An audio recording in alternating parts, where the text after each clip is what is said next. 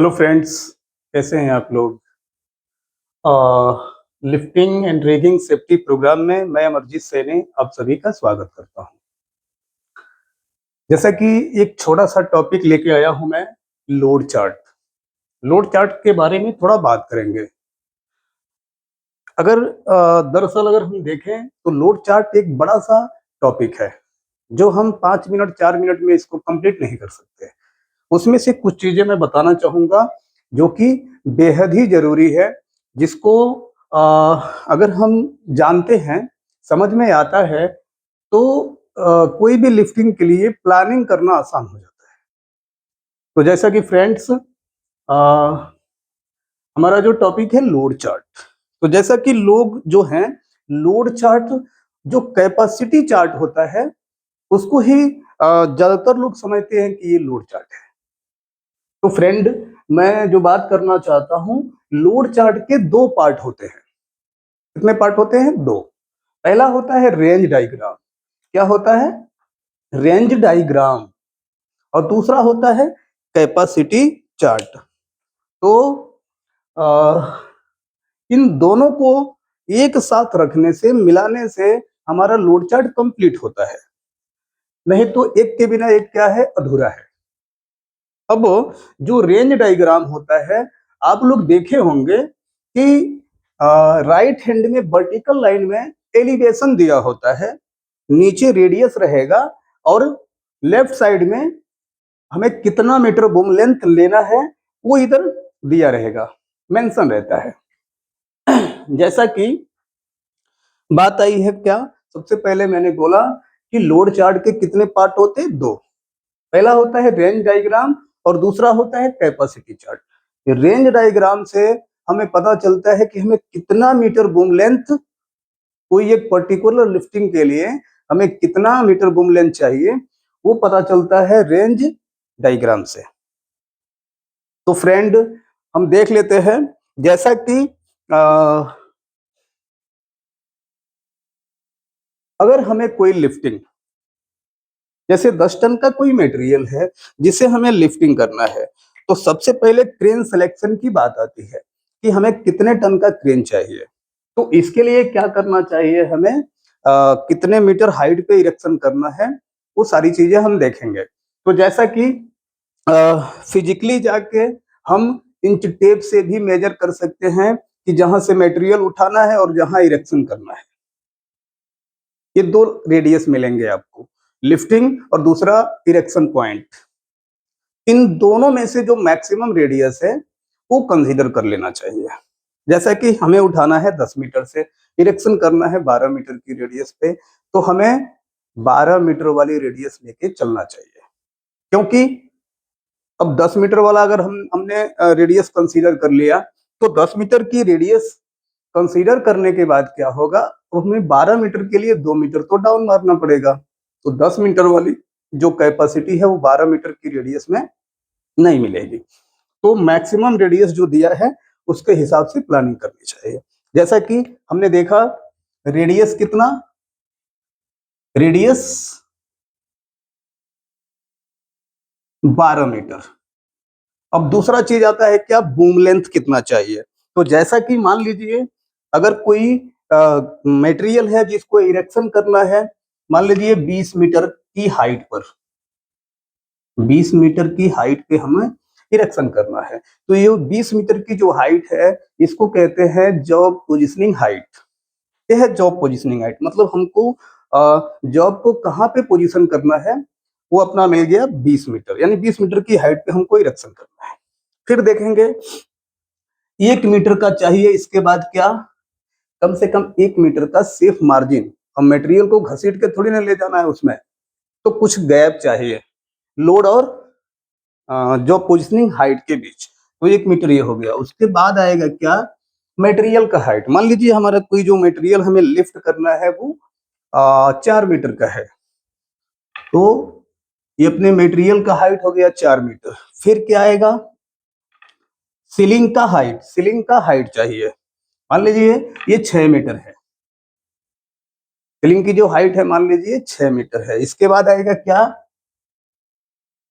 Hook block का height. मान लीजिए वो 1 मीटर है। उसके बाद पार्ट ऑफ लाइन के लिए मतलब लिमिट स्विच में टच ना हो, नहीं तो कट ऑफ कर जाएगा। तो इसके लिए मान लीजिए 3 मीटर है, वो लोड चार्ट में भी दिया रहता है, आप देख सकते हैं कि हुक से लेके और ये बूम के टॉप तक के बीच का जो एलिवेशन है वो कितना है। तो मान लीजिए वो 3 मीटर और 1 मीटर का हुक 4 मीटर। अभी टोटल हम ऐड कर लेते हैं। ये जो मिलेगा हमें, इसको बोलते हैं एलिवेशन। एलिवेशन क्या? बूम के हेड से लेके बूम के हेड से लेके अब ग्राउंड तक की हाइट को बोलते हैं एलिवेशन। अब देख लेते हैं कितना, 20 1 21 21 4 25 25 6 31 31 और 1 32 32 3 35 मीटर जो मिला ये, यहां से लेके और यहां तक का जो डिस्टेंस मिला हमें, जो हाइट मिला, इसको बोलते हैं एलिवेशन। ये क्या है? एलिवेशन। एलिवेशन है वो।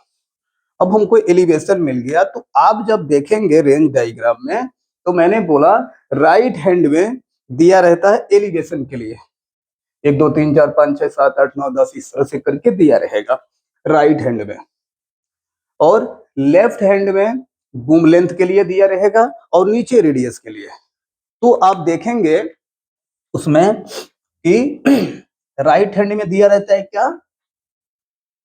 एलिवेशन के लिए। तो यहाँ पे 1 से लेके दिया रहता है इसमें 50 60 65, मतलब इधर एलिवेशन दिया रहता है। तो हमारा जो एलिवेशन कितना मिल रहा है? 35 मीटर। रेडियस नीचे दिया रहता है, रेडियस नीचे क्या दिया रहता है? रेडियस। मान लीजिए हमें जो लिफ्टिंग करना है वो 12 मीटर की रेडियस पे, 12 मीटर की रेडियस पे। तो रेडियस वाली लाइन को सीधा आप पेंसिल और स्केल की सहायता से आप क्या कर सकते हो? सीधा लाइन मिला सकते हो। ये रेडियस वाली लाइन हो गई जो वर्टिकल हमने खींच लिया।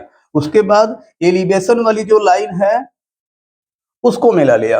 आप देखेंगे कि कहीं ना कहीं ये एलिवेशन वाली लाइन और रेडियस वाली लाइन एक दूसरे को आके कहीं ना कहीं काटेंगे, मिलेंगे एक दूसरे पर।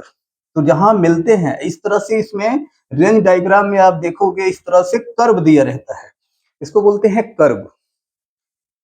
अब मान लीजिए इधर दिया हुआ है 24 मीटर, इधर मान लीजिए दिया है 36 मीटर, इधर दिया है 42 मीटर। जस्ट मैं मान रहा हूं कि 24 मीटर का बूम लेंथ, 36 मीटर का, 42 मीटर का, 48 मीटर का और यहाँ 52 मीटर, इस तरह से दिया रहेगा बूम लेंथ के लिए इधर। तो आप देखेंगे कि रेडियस वाली लाइन अब प्लस है 35 मीटर, दो कर्व के बीच में काटा हुआ है। तो नीचे वाला कर्व हमें कंसीडर नहीं करना चाहिए, क्योंकि जब आप मटेरियल लेके जाओगे तो उसमें टच हो जाएगा, तो फिर से मटेरियल को नीचे रखना होता है और उसके बाद फिर बूम लेंथ बढ़ानी पड़ती है और फिर जाके हमें मटेरियल को लिफ्ट करना होता है। तो इसमें टाइम, बिना मतलब का टाइम हमारा क्या होगा? खर्च होगा। तो टाइम को बचाने के लिए ये बेस्ट तरीका है। आप यहाँ देखेंगे जहाँ पे एक तो 36 मीटर वाला कर्व है, दूसरा उसके ऊपर 42 मीटर वाला है। तो दूसरा जो कर्व है कौन सा? 42 मीटर का, वो हमें लेना चाहिए। तो फ्रेंड्स, हमें क्या मिल गया? रेडियस हमने मेजर करके 12 मीटर लिया था और अभी बूम लेंथ मिल गया 42 मीटर। अब देख लेते हैं कैपेसिटी चार्ट। इसमें देखेंगे उस क्रेन का कैपेसिटी चार्ट, देखेंगे कि कैपेसिटी कितनी बन रही है। तो हमने देखा 12 मीटर रेडियस और 42 मीटर की बूम लेंथ में कैपेसिटी बन रहा है, मान लीजिए ग्रॉस कैपेसिटी।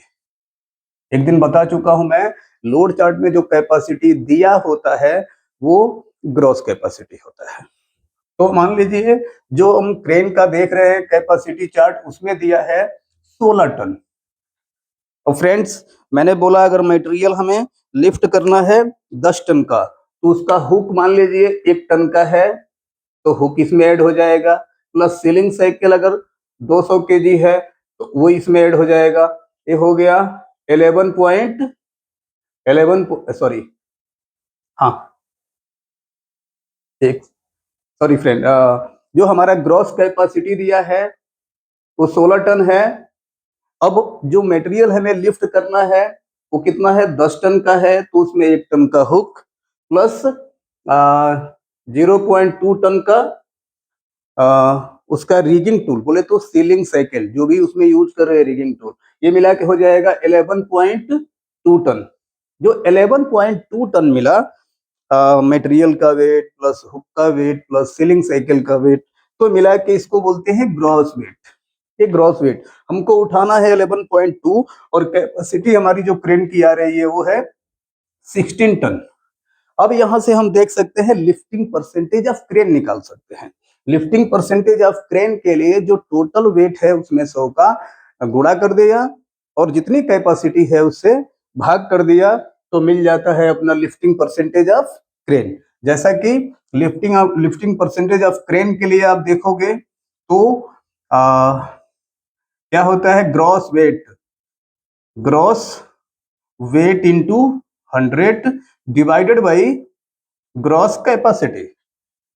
आसान भाषा में अभी आप देखोगे ग्रॉस वेट मतलब कितना, 11.2 टन इंटू 100, अब कैपेसिटी कितनी है 16।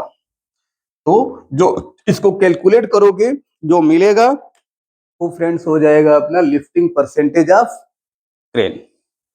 तो फ्रेंड्स एक छोटा सा जो मैं बात कर रहा था आपको, दरअसल देखा जाए तो लोड चार्ट का जो टॉपिक है वो बहुत ही बड़ा है, तो इसके लिए लंबा वीडियो जाएगा, 2 घंटा भी जा सकता है। अभी इसमें मेरा जो कंसर्न था, जो बताने का मोटिव था, मैं ये बताना चाह रहा था कि अगर प्लानिंग करनी है किसी लिफ्टिंग का तो रेंज डायग्राम और प्लस कैपेसिटी चार्ट दोनों की जरूरत है। एक के बिना एक अधूरा है, नहीं तो वही होगा मटेरियल उठा के ले गए और वहां पे जाने के बाद वो टच कर रहा है। तो फिर से हमें क्या करना होता है, मटेरियल को लोअर करके सीलिंग साइकिल रिलीज करके फिर बूम को बढ़ाना पड़ता है। तो अगर प्लानिंग करनी है तो बेस्ट क्या है, हमें रेंज डायग्राम को प्रिंट आउट निकाल सकते हो, एक तरह का मिनी ऑटो कैड है ये।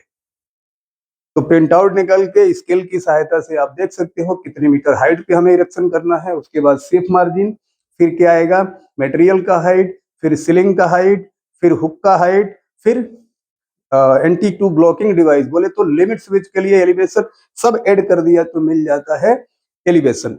एलिवेशन मतलब मैंने बोला फ्रेंड, बूम के हेड से लेके ग्राउंड तक की हाइट को बोलते हैं एलिवेशन। जब हमें बूम लेंथ मिल गया, रेडियस हमने फिजिकली क्या किया है, मेजर कर लिया है इंच टेप से, तब बारी किसकी आती है, जैसे हमने यहाँ बताया कि अगर 42 मीटर की बूम मिल गई, रेडियस 12 मीटर मिल गया, तो फिर कैपेसिटी चार्ट में हम देख सकते हैं कितनी कैपेसिटी बन रही है।